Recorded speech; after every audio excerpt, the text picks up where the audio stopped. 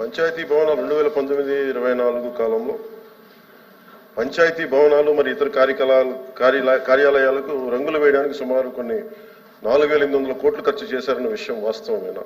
ఇలాంటి 2-3 ఉన్నాయి అధ్యక్ష. 2019-24 పంచాయతీ భవనాలకు నేను ఇవ్వగలిగే క్లారిటీ దీనికి సంబంధించి అధ్యక్ష, 2019-24 పంచాయతీ భవనాలకు గ్రామ సచివాలయాలకు మాత్రమే రంగులు వేయడానికి 101.81 కోట్ల మొత్తాన్ని ఖర్చు చేయడం జరిగింది అధ్యక్ష. రంగులు వేయడానికి ఖర్చు చేసిన మొత్తంలో 49.8 కోట్ల మొత్తాన్ని పెయింటింగ్ వేయడానికి, 52.73 కోట్ల మొత్తాన్ని భవనాలకు ఉన్న పెయింట్ని తొలగించి మళ్ళీ తిరిగి రంగులు వేయడానికి ఖర్చు జరిగింది. బి ప్రశ్నకి అది అన్ని కార్యాలయాలకు సార్, నేను చెప్తాను ఓన్లీ పంచాయతీ భవనాలు.